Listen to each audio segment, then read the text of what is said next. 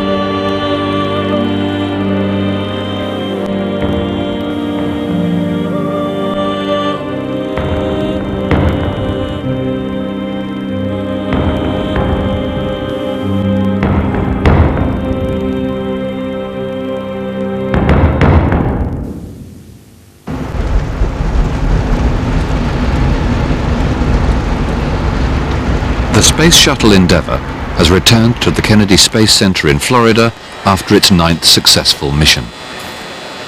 In 3 months' time, it will blast off from here yet again with a new crew on board. But first it needs a complete overhaul. Commander Brian Duffy and his crew of 5 have come to inspect the damage to the shuttle inflicted by its last punishing re-entry into the Earth's atmosphere. Inside. And there is a spec I agree. Tires, tiles and windows have survived temperatures of 1500 degrees centigrade on the shuttle's return to Earth. Engineers check and replace thousands of ceramic tiles which cracked and buckled in the heat. Month or something? Yeah, probably more than that, I think. Yeah, it's been here longer than that. Yeah. Kind of lose track of time whenever you're working every day. Yeah. Material that's between the tiles or any protrusions of the tile themselves will be out into the hot flow of the gas that we encounter during the re-entry, and that actually melts and smears back, and you can see the results of it here on all of the tiles on the bottom. They're replacing my window. What will be my window down there, so I wanted to take a look. There's a window that's been used. And we'll have to polish that. It hasn't been polished. Polishing will take 40% of that away, but you're still going to have a dull gray appearance, but it will be clearer than it is right now. That's kind of typical the way a window looks when it comes back? Yeah, that hasn't been touched since it came back. NASA has 4 reusable shuttle spacecraft: Discovery, Atlantis, Columbia and Endeavour. One is always in dock being repaired for the next mission. Endeavour mission STS-72 is to capture a Japanese satellite, the Space Flyer Unit, or SFU. A team from NASDA, the Japanese space agency, has arrived in Houston to meet the astronauts and explain the finer points of their valuable asset. So it's going to be pointed that way as we come, and we're traveling this way. A cardboard model of the satellite carefully assembled by the Japanese engineers and a toy shuttle from the NASA souvenir shop prove valuable aids to international understanding. No, you're right. No, it's going to be... That's right, it's this way. Yeah. So it's that way, and we're coming around this way at sunrise. So we're going to be moving relative to it, right? It won't appear to rotate too much because we're in... That's going to be actually looking this way, as it says, yes. And the opposite side, over there will be looking like this, right after sunrise. Right after we're going to see it. So from that attitude, it's going to continue to stay here, and we're going to... And then we're going to see, it's going to do 2 maneuvers. Yes. It's going to yaw 90 degrees this way. Yes. And then it's going to roll 90 degrees that way. You would rather have that thing like a foot, right? Yeah, I think it'll work. The crew now have a chance to test their skills capturing the satellite. Since the early days of the Apollo missions, astronauts have rehearsed their space travel in a simulator. The flight deck in a simulator works exactly the same way as the one in the shuttle. every key and switch is in the same place, and a wraparound back projection screen using 3D computer images makes it hard to tell the simulator from the real thing. Right. So we're complete basically here, right? On the flight deck, the astronauts have to get used to working together in an area the size of a small van. Okay, Story, thanks for the heads up on that, and we'll be ready for that, but first things first here, we'll go ahead and get that SFU. During the 12 months of training, all of Brian Duffy's 9-day mission will be run minute by minute in the simulator. Every conceivable problem that the instructors can think of is thrown at the crew in this exercise. 600 hours of emergency scenarios will test the crew's skills at solving problems which could put the mission in jeopardy. Today, the training team are testing the crew's ability to find and capture the Japanese satellite without scientific aids. They failed the onboard radar, which would automatically guide Endeavour to its target. The crew will now have to take control manually and attempt to capture the SFU on their own. Establish pulse, minus Z, flight control power A, inertial burn. Flight control power A, inertial, I'm going primary. Okay, primary is required. We're going to skip the yaw. Go right to Yeah, that's good. place and maintain the target on the COAS. I got a ways to go to get. Okay. We still have 2 minutes and 45 seconds, so you got plenty of time. Oh, great. Hey, put pitch pulse. Got it. Pitch's pulse. Okay, thanks. And I see. We got 2 minutes and 20 seconds, Brian, so plenty of time to get it. Okay, yeah, it's coming down now. Okay, 2 minutes to the failed solution. If you're going to be set up at 19, I'll do a preliminary just to see the magnitude of the burn. Yeah, you can look at it right now. It's within a quarter degree. It's right on. Okay. I'm going to be needing a lot of radar marks pretty quickly. To avoid a collision with the satellite, Brian Duffy, who is guiding the spacecraft by eyesight only, uses closing speed and distance information from a laser range gun. Stand by, mark, laser, please. Oh, shit. Kevin, range rate, please.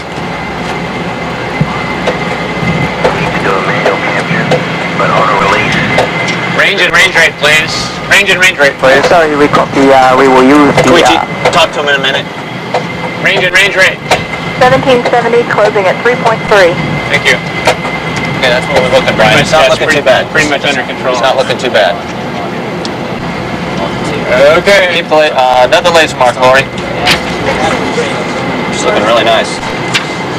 Intercepting at about 5.5 feet. Okay.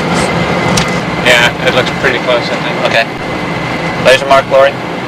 830 feet, closing at 1 decimal. It was in very slowly. Right. So where's that going to put us?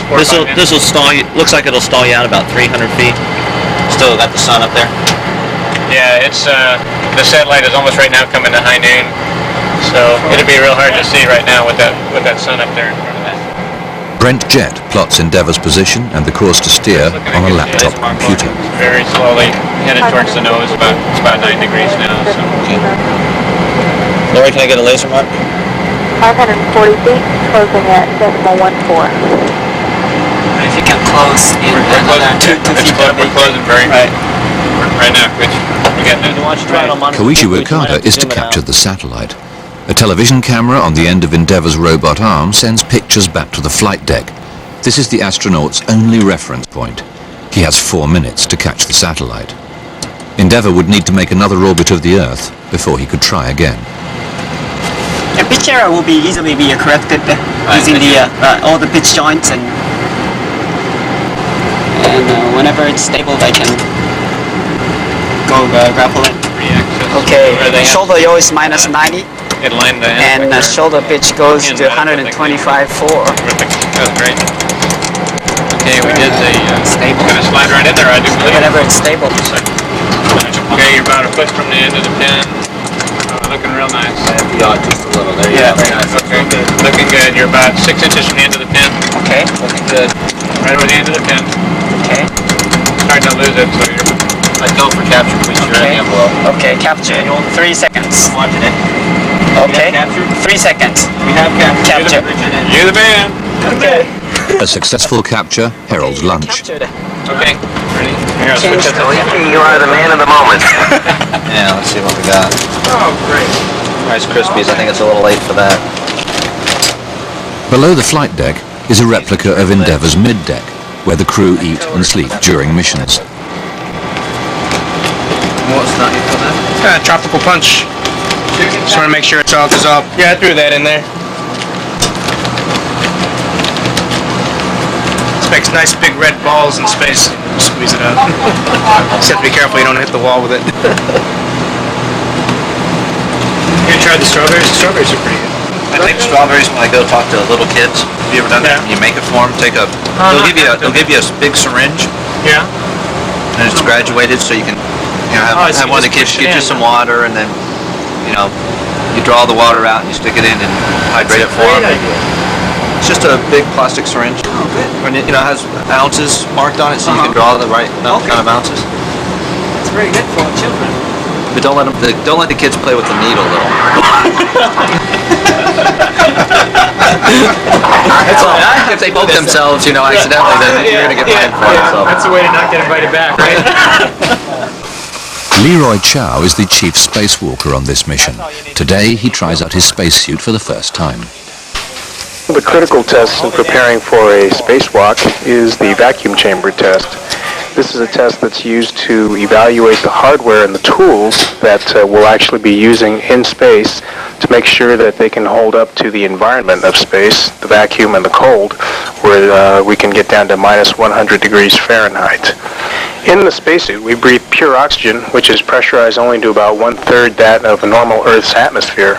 That's to allow us to be able to bend our arms and move our legs without having to exert a lot of force.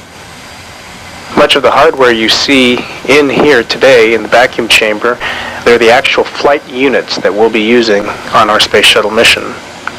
The structure that is holding the backpack of my suit is a counterweight, because when I'm in the suit, the combined mass is well over 500 pounds. And so we need this counterweight so that we can stand up and I can move around and not be burdened by the weight of the suit. I'm walking on the treadmill here, and I'll be varying my heat load, and actually this gets to be pretty hard work. What we do here is we build up a sweat, and then we rest for a period of time to allow the sweat to become cold and simulate the worst case scenario of a spacewalk where you're working very hard and you're going to sweat, and then you have a period of inactivity. And the concern, of course, is that now that your body is somewhat wet, then the cold temperatures are going to come in and make it very uncomfortable. Turn around and face to the front. Today's test will also be evaluating the improvements made to the spacesuit that will allow astronauts to stay warm even in these cold temperatures.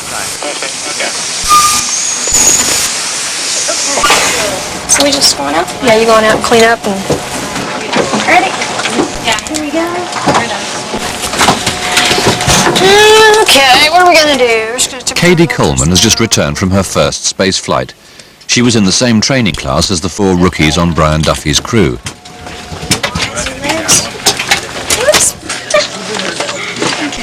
Her first-hand experience is invaluable to a new boy. It's a magical feeling. It's one of the 2 most incredible things about being up there, I think, is floating. It's not floating, it's flying, Like when you're going to go across the room, at first you think that maybe you have to be Superman and, launch like this, and then you figure out that you just need to give a little push with 2 fingers, and you can go all the way across the room or all the way across the lab. We had the big lab to do experiments in, so it was a lot of room. Get used to this new environment pretty quick. Absolutely. It's a little funny at first, and I can't say I felt great at first, but on our flight, everybody actually felt really, really good. I know Brian and Leroy will tell you this, but that if you move your head very quickly, the whole world will sort of move, and you won't feel very well. And so it's important to move very slowly. Maybe just pretend like you're in 1G and you should do everything right side up. Maybe the first 1 or 2 days, because it takes a little while, and then, it's just amazing. I loved every minute of it. I didn't want to come home. Then there's the window, just looking down at the Earth, and it's different than the pictures. It's different than the movies. It's different than all those things, because you really can feel the fact that you are looking out from this very special platform and getting to look out at the whole Earth, and there's no lines between the countries, there's no letters saying which ones they are, so you have to know your geography. It's a magical place. I really felt as if I was on a different planet and a very privileged visitor to that planet, and I didn't want to come home. It's so special to go and do this, Koichi. Everyone tells us this, and it's really true. You know how they say it's incredibly great and it'll be the experience of your whole life? Well, it's bigger than that. Everyone asks me if it surpassed if it lived up to my expectations, and I say it was more than that, and it's really true. Do you think we have changed in some ways compared to before your flight? I think I'm still the same. I feel like I know a secret. I've been to a special place, and all the people who've flown before, who you ask them about what flight was like, and they just get a certain look in their eyes. I know what they're thinking about. Oh, okay. How did you like the toilet in the over there? Well, it would have been bad if we didn't have one. You know, I was a little worried about that because it's the kind of thing that, you know, if the toilet breaks, you come home, right? And it's the pilot's job to clean the toilet, but you should always make sure it's really, really, really clean before you leave. And I have one little secret, and that is that toilet paper is not all that great, but they have this wet toilet paper. It's very, very good. Down here at the very bottom, we have wet washes. These are just off-the-shelf baby wipes. You can see little teddy bears there. Okay. I never noticed the teddy bear. Yeah. This is a new thing. Oh, it's new. New brand. I didn't think we had it last time. Didn't come in blue or pink. What this facility does is provides you guys the capability to practice body alignment with that commode hole opening. Down there is a camera piped into this TV monitor here. If you guys want to check that out. Oh yeah, I see. We'll go ahead and move on over to the functional trainer. At the very top here we have some rubber gloves, standard rubber gloves, and you want to wear one of these when you do any general cleaning in the waste management compartment, and also you want to put this on the hand that you're going to clean yourself with during urination and defecation. Up here we have what's called urinal funnels, and I'll go ahead and pull out all the types. You guys are only going to be interested in one. We have the male urinal funnel, and then we have 3 types of female urinal funnels. And the primary difference is that the female urinal funnel has holes, and what this enables them to do is hold it directly against their body, and that keeps the airflow coming in, and that's what actually draws in the urine. Right. Okay. For the male, they're just going to have to be a little more careful not to hold this directly against your body. You don't want to cut off that air. Install it in the end of the hose. Go ahead and hit your mode selector switch. Stop. And you're going to hear the fan steps coming on. You want to wait about 15 to 20 seconds until the fan steps come up to speed. You want to check your airflow. Yeah, you can hear it. Go ahead and urinate. For urination and defecation, essentially do the same thing. Again, do a real quick scan, make sure it's on fan step 1. CSE and you. Check your airflow. Okay. Then you want to maximize it by getting a real tight body seal. You don't want any air coming in around your body and the seat. So go ahead and get a good body seal. Reach up and grab a rubber glove. Pull up on what's called the commode control handle, or the CCH, in a nice, smooth, steady fashion. What that's going to do is pressurize the commode bowl. So that's like a flush lever. Right, sort of, yeah. Okay. But you want to do that first. You want to do that first. Wait. You want to pull up on that before. Okay. Right? Right. Yeah, so you come control up, wait 20 seconds, then forward. Then you get proper seal. Oh, you haven't used the... no, not yet. I was saying, get a proper seal. Okay, so that's gonna... Well, you that's sort of threw me with the rubber glove. I thought the rubber glove was the cleanup procedure. Oh, where no. you grab Clean that. yourself. Get it on before you start. Right. Okay. Get the rubber glove on before you start. Okay. Yeah, I kind of had a backtrack there. All right. Rubber glove, put it on, good body seal. Good body seal. Reach over, pull up on the handle. With a nice, smooth, continuous action. Yes. All right. Wait 20 seconds? And you can tell by sound. The sound, okay. And then go ahead and urinate and defecate. Clean yourself with the rubber glove. Get up. Make sure the commode seat is clean. Lift up, make sure the bottom of the commode seat is clean. Look down in the transport tube here. That's that 3-inch metal lip you see. Make sure that is clean. You have the scraper tool that you can use to reach down in there and clean off. And that's the procedures for urination and defecation. Okay.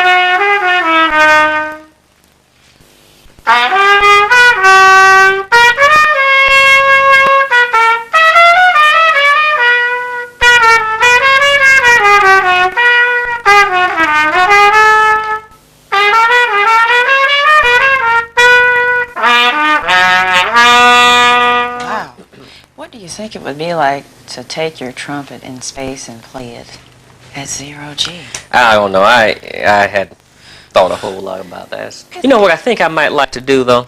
Maybe to write something up there. If I get some ideas, well, I'll jot them down and then flesh them out when I get back.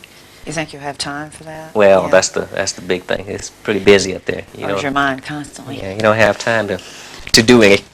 Listen, what time do you play on Sunday? Because I forgot. You know, I need to look at the schedule. It's either, I think we set up at 3 and play from 4 to 6. That's probably a good time. Something like that. Okay, yeah. 4 until 6. Yeah, it should be fun. That should be. Mm-hmm.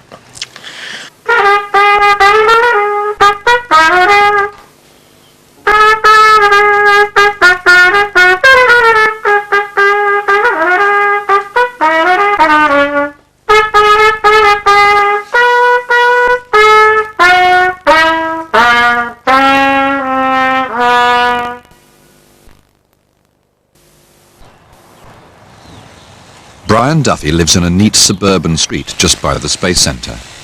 Neil Armstrong and Jim Lovell once lived here too. Today is Thanksgiving and a day off for the crew. All right, it looks perfect. Brent Jett has been invited for lunch because his wife has gone to visit her family. Thanksgiving's out on the ship. Christmas and Thanksgiving. It's pretty funny when you get turkey on the ship. You're not really sure it's turkey. They have this kind of generic chicken, turkey, white meat, some kind of white meat, and our term for it was we used to just call it yard bird. You know, whatever was running around the yard, some bird they went and got. And, come on, guys. Huh? Okay. Great.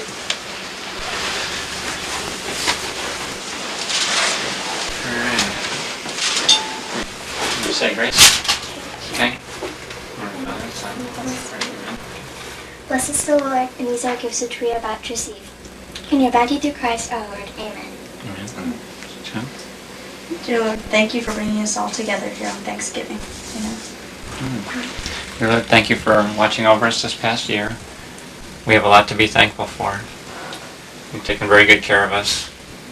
Thank you for bringing Brent with us here today so that we can share a meal together. Please bring Janet home safely tomorrow in her travels. And we have a lot of activity in the next year. Please watch over us and help us do everything safely. Amen. Great. All right. Let's eat. I'd like you guys each say something when you say this. Normally Shannon says that's kind of a standard opening prayer, and then Sean usually has a second one that he follows up with, and then I have more of the free form, you know, the prayer of the day thing. But That's not for me. yeah, and sometimes I'll hand it over to Jan, and Jan will do the prayer of the day. Sweet potato casserole, butternut squash. Wow. We've got cool sunglasses to wear. These are really, really cool sunglasses. You gotta see the ones we have. You haven't seen them yet either. No, they're really spacey. Maybe I'll bring them home before? No. Beforehand? Actually, No, we'll have them afterwards. Actually, they'll give them back to us. They're not that expensive either. I mean, they're like $90 or something in the store. But we're gonna have, when we're getting the satellite, it's gonna come right dead overhead. The sun's gonna come dead overhead, and we're gonna be, you know, like from here to the car out across the street, away from the satellite, you know, flying in formation with it, and the sun's gonna go right behind it, so we're gonna be blinded for a while. These are the best UV and IR protection, right? Yeah. I'm running out of room on my plate. I can fit a little bit right here. Trying to rival Leroy for who can eat the most. The wet facility, Wet F to all who work here, is a deep pool containing a full-size working model of the shuttle's payload bay and robot arm. Spacewalk training takes place here. The astronauts, in 300-pound spacesuits, spend many hours underwater. See, we get good press that way. They know you're healthy. Next. Doctors constantly monitor progress, and everyone gets a physical checkup before they are lowered into the water. This is the liquid cooling ventilation garment. It's a garment that holds all these cooling tubes. Our body's metabolic rates are cooled by the water flow. Basically, we put this on underneath the suit and we circulate the water around. We can adjust the temperature of the water to make sure we're comfortable. Make sure the lid isn't giving me some problems. Okay, still not completely in, but it's close. Okay, I think if I stand up now.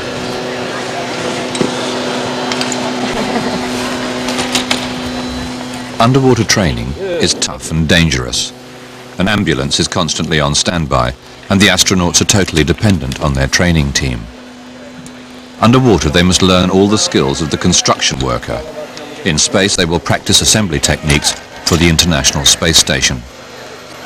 Training sessions here last 6 hours, and the astronauts stay underwater for the whole time.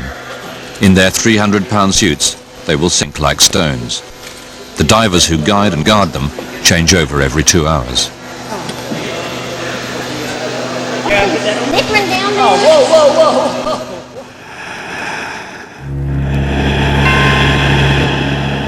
Really, the biggest part of the training for the spacewalks is done in the water.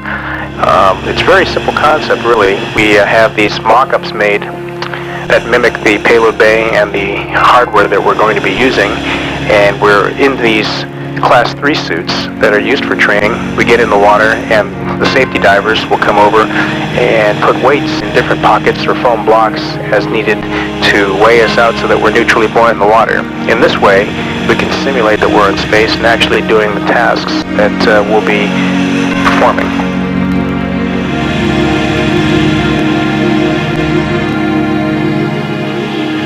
Start with the node box. And Winston, you're going to do a translation adaptation. Okay, sounds good. Yeah, I'm on top of this. Okay, we got you guys mixed up. Oh yeah, we look so much alike. We're twins. Identical. I saw that movie too. I never did see it. Okay, the lock is rotating at 90 degrees. Tell you what, let me, divers, do you have the real power tool? Okay. And DCS, can you make EV1 suit warmer, please? Good work. Thanks. Can you get on the other side? I'm going to rotate it around here. People always ask, well, don't you get thirsty and hungry? And the answer is, well, of course you get thirsty, especially working very hard. So we wear drink bags inside of our suits, and we have an optional food stick, which is kind of a dried fruit roll that most of us don't carry because you have to be careful about not dropping bits and pieces of it and making a big mess inside of your suit. People asking, well, how do you go to the bathroom because you're in the suit for so long? My own way of dealing with this is that morning I only have half a cup of coffee. And, we do wear diapers in the spacesuit, but to this date I haven't had to use one yet. Although I understand they work quite well. Suggestion to you. Are you letting the PFR drag behind you? Well, I'm being careful not to drag it, but I've got to use 2 hands. So I'm holding as best I can. Occasionally I have to turn it loose. Yeah, we're limited to 2 hands here.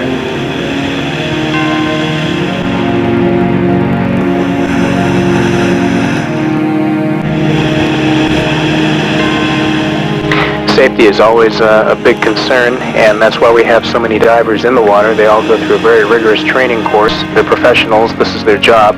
They can get us out of the water and onto the deck if there's an emergency, and literally in seconds. Let's see, I think it's all in one piece, so it's respectable pieces. Respective pieces. I don't remember breaking anything. Okay, well that sounds good. Safety divers, go ahead and touch backpack to donning station.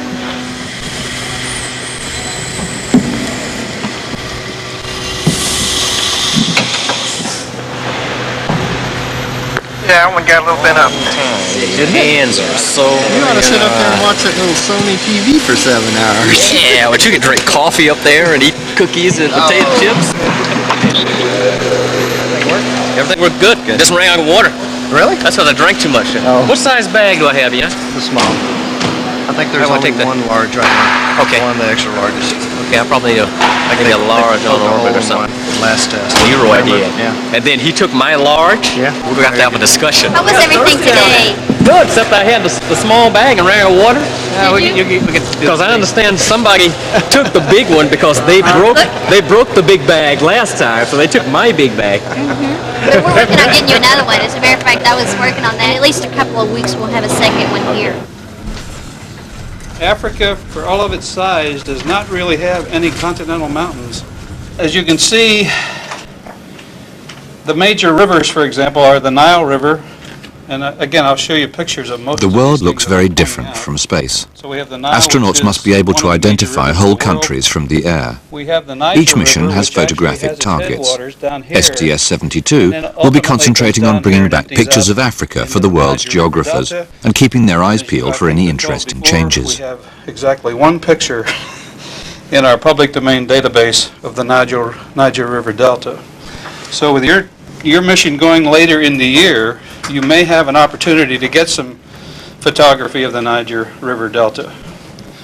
And Well, one of the things that's misleading when you look at that map is that would make you think that there's a lot of Africa that was green. In reality, Africa is not green at all. Africa is very brown. And I think that's just an elevation map, if I'm not mistaken.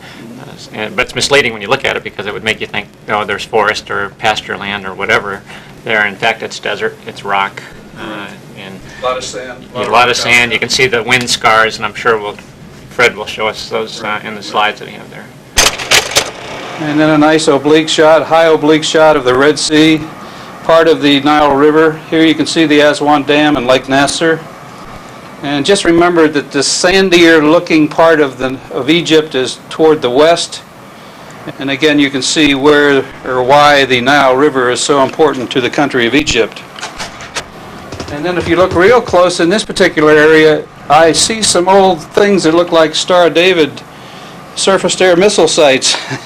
And so again, I'm theorizing that maybe Muammar Gaddafi has put these out here for defense to keep the Egyptians from coming into his territory. Because Egypt is just over this way, just, maybe 25 to 30 miles away. Well, they had a couple skirmishes with Chad not too long ago. Right. Okay? Yeah. So you ready to power on? Okay. 300 watts. 300 watts right off the bat, no warm-up. All right, there you go. Commander at the control. I'll fix you right up. Where's the decimal point going? You feel extended. Weightlessness causes muscles to waste and eventually weakens the heart. Even on short missions, astronauts have to get plenty of exercise in space. A fold-away exercise bike will be an important part of Endeavour's payload. Somebody else want to try it? So you're at 10 watts, now you're at 20 watts. This is Hey, Koichi, how are you feeling? Feeling pretty good? How about now? Oh, this is 200 now. Koichi, try changing the speed. It's real interesting. When you go faster. Yeah, that's right. Right. You like that one? Yeah, this is still okay. How about that one? You like that one? I still like it. I think I can handle this. You'll love this one. Guess your watts. But yeah, if I go slow like this, it's really heavy. Yeah. This is interesting. What to do like that? Even if I go very slow, it's almost zero. Yep. Good guess. No. They just come on up and... How do you adjust your neck? So Winston. How do you adjust it at all? Yeah. No, I mean, have you taping these back? Oh, that one's not taped. Oh, no. It's all right, we'll tape it with some of this tape. Okay. Every mission has one official photograph. Thousands of copies are distributed to space enthusiasts around the world. The astronauts will spend their spare minutes between now and launch day signing personal mementos for everyone who has worked on the mission. Okay. And then just stand. Yeah, you can just watch Walk right on it, stand. Don't worry. Okay. You guys look pretty good. Close your legs in just a little. A bit close. We gotta take one like that. I gotta get the patch in there.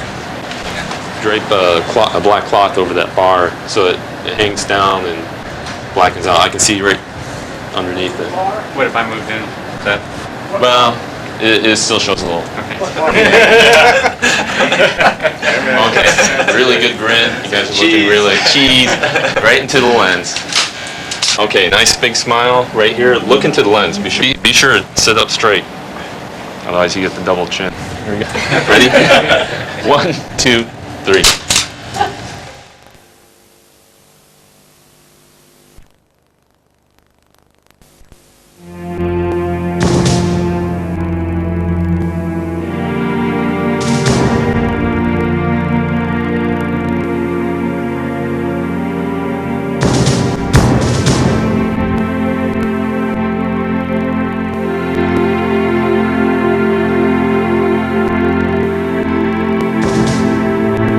Six weeks before launch day, the Space Shuttle Endeavour, pronounced fit for its journey of 3.5 million miles, is rolled out of the vehicle assembly building at the Kennedy Space Center in Florida. When it's in space, the shuttle will orbit the Earth at over 17,000 miles an hour. Today, it creeps along at 1 mile an hour on its 6-hour crawler journey to the launch pad.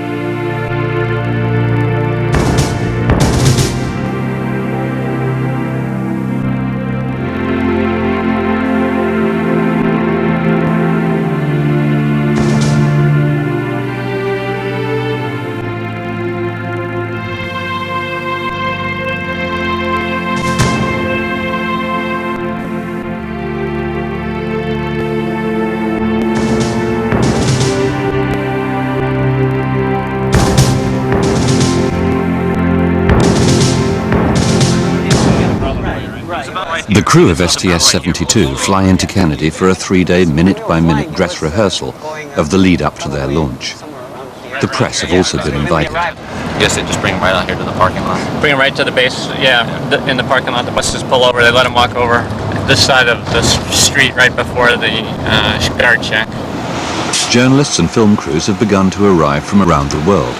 Koichi Wakata is a big star in Japan, and every Japanese newspaper and television station has sent at least one representative. For Brian Duffy and his crew, safety escape procedures still dominate. On launch morning, the nearest rescue teams will be 3 miles away. If there is an emergency, the crew will have to save themselves. But if, there was debris blocking your path and you had to beat down the fires to get around it, then that's the only reason you need to know about that. それにしても宇宙から地球を見るって一体どんな打ち上げを間近に控えたスペースシャトルです。ケネディ宇宙センターではここ数年、だいたい2ヶ月に1度の割合でスペースシャトルの打ち上げを行っています。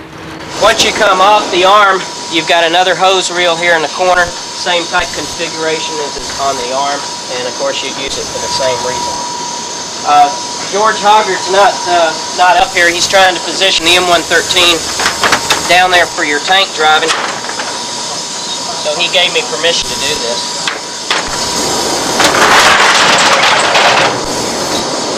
But this is for the rescue team. These are rescue chairs. They've also got the restraints to tie your arms and hands together. So if they do put you in here, you won't be trailing about and so forth.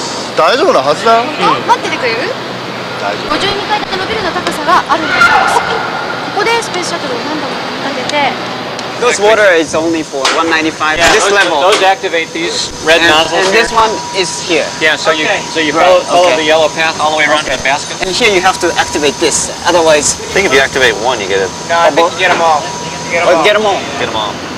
2 hours before the launch, the crew will be left alone, strapped in Endeavour 200 feet above the ground. In an emergency, they must leap into the safety baskets, which slide down 1,200 feet of steel rope in a matter of seconds.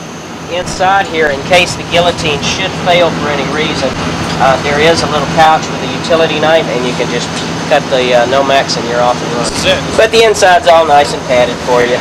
And Usually, when you sit in here, if you just put your backpack up against this, and then the next person sits kind of between your legs, that seems to be the easiest way. But weight limit-wise, it will hold 4 bodies. So you don't want to leave anybody behind, of course. Who's going to Who changed their minds?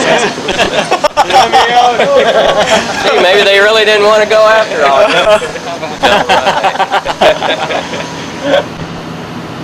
But on launch day, this is the vehicle that will be here for your use should you be directed to come down the slide wire basket.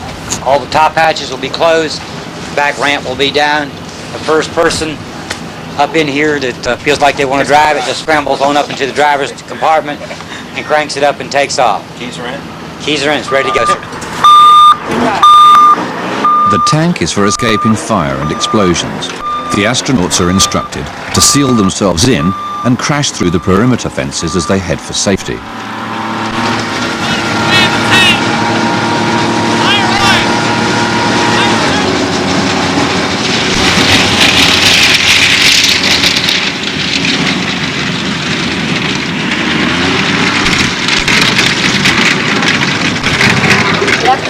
I have the pleasure of introducing the STS-72 crew. They're here for the countdown demonstration test here at Pad B. And I'll introduce Commander Brian Duffy. And we'll take a few questions. Todd Halverson of Florida today for Winston Scott. I think you are one of only a couple of black astronauts in the Corps right now, and I'm wondering if you can give us an idea of why that might be and what can be done to attract more blacks and other minorities to the astronaut program. That's a real good question. I get it fairly often. Primarily, I think there's so few African American astronauts because so few people apply. What we have to do is reach out to the younger students to acquaint them with not just space exploration, but science and engineering and technology in general, and to foster in them the excitement of what it means to be involved in those endeavors. I can nurture it from the younger kids on up, and I think the problem of small numbers will take care of itself. We see a lot of progression over the last few years, and I can remember 10 years or so ago in the Navy, and you didn't see very many women. Then we had programs like Women's Introduction to Science and Engineering, and now we look around us and we have women in all areas and all levels of space exploration and science and technology. Well, the same thing is going to happen for African Americans and for Hispanic Americans and Native Americans, and so we got to reach out to that pool of talent and encourage those people to come in and participate. And just a quick follow-up, I was wondering whether you had decided whether or not to take your trumpet along with you on the mission. Well, I thought about that, but I figured if I played a couple of notes, these guys would kick me outside, and that would ruin my whole day up there. So, no, I didn't think very seriously about taking a musical instrument in space. That's kind of fun to do, and a lot of people have done it before, but I did not decide to do that. All right, news media, you need to board your buses now, please. They have Thanks a lot. Yeah, thank you.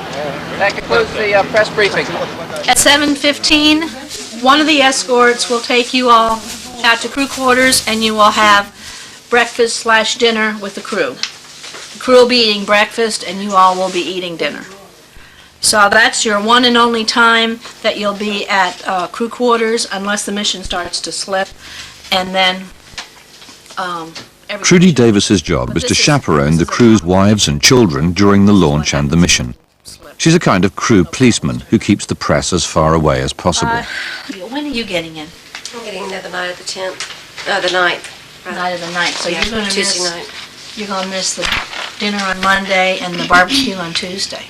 What time are you getting in? Late Tuesday evening. So all I have is whatever time is allotted on Wednesday. The people that have been invited to the barbecue have to get primary contact physicals before we go. So we normally pick them up at the Cape Winds, take them to get their physical, and then go to the barbecue. But it's early. So you will see that the bus will get there at 6 o'clock in the morning. We leave at 6:15, and physicals will be from 6:45 to 8 o'clock. If they've been exposed to anything, they will not pass the primary contact physical. They will not be allowed to go to the barbecue. We have had, many times we have had people that have failed their physicals, and they get very upset, and they get embarrassed, and it's an awkward time, but the docs will not pass them. One mission we had 3 people were failed, and one of which was the priest. And needless to say, the mission didn't go off the next day either. I told the docs, I said, you can fail anybody, but don't fail the priest.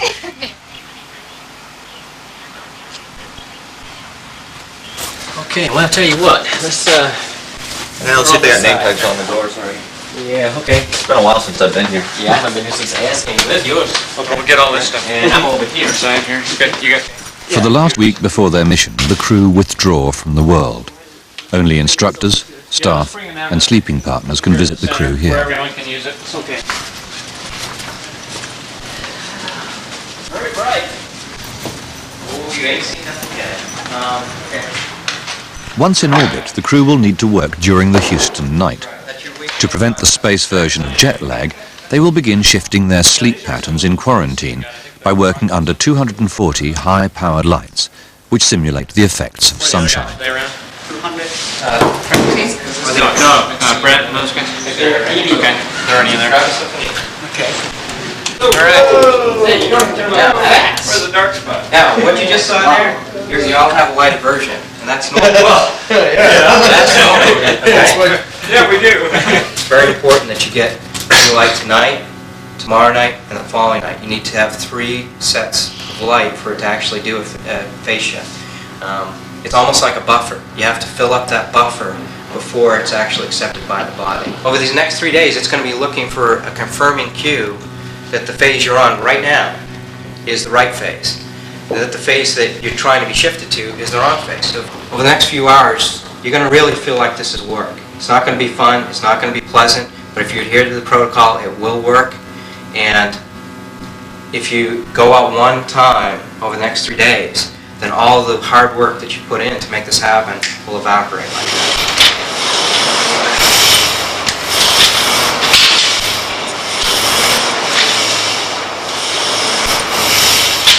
We have trained together for over a year, and we understand how to work well as a team together.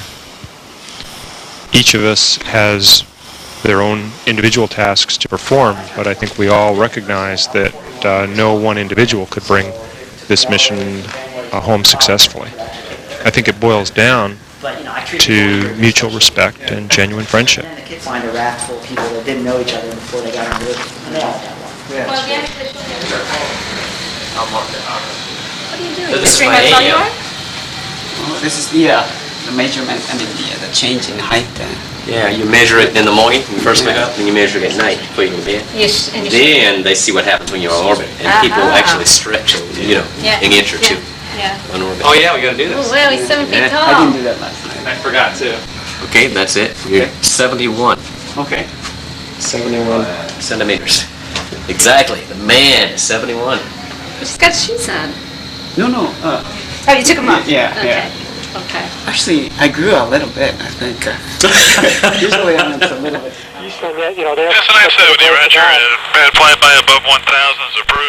It's 36 hours to launch as the crew fly into the Kennedy Space Center in Florida. The launch pad and Endeavour are almost ready. Sliced beef and barbecue sauce, that's always a favorite. So Koichi, how do you like German food? I like sausage, but that's all. That's all. I'm with you, Koichi, that's what I think.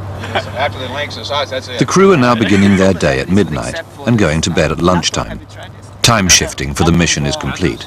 It's very far away from natural, but fermented soybeans. You know this.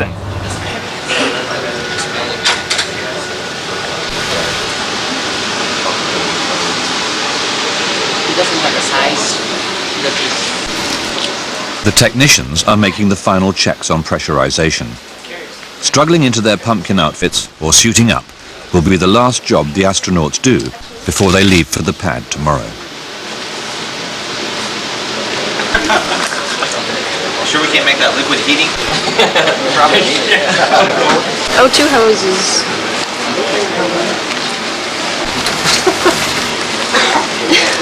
Hey, I should disconnect it here. You cannot disconnect I can disconnect it. Okay. Hang on a second. Just pour it over its foot, give me a little extension here. I didn't connect the liquid cooling. Should I have that? You didn't? Yeah, right. Yeah, you should have. You want to wait around here? Okay, what we're going to do is go ahead and have you sit down again. Okay, coming down. You're doing perfect. I got him. Doing perfect. Okay, and what we want you to do is go ahead and dial this open. A loss of pressure on Endeavour's flight deck would mean that the crew would need to seal themselves into their flight suits and turn on their individual oxygen supplies. Hold a breath and hold it, and get through this as quickly as we can. Okay. All right. Partial pressure suits are designed for comfort. Are you in pain? Well, not yet, but I feel the pressure. Take a breath and hold it. Okay.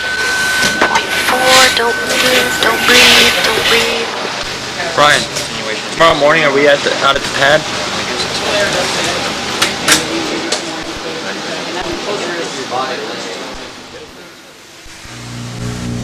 24 hours to go before the spaceship Endeavour leaves on its 10th mission with the crew of STS-72. It's too late now to learn anything new. All that training is about to be put to the test.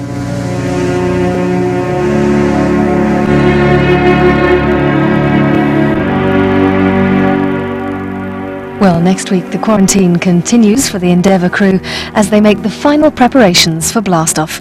That's next Monday night at 9.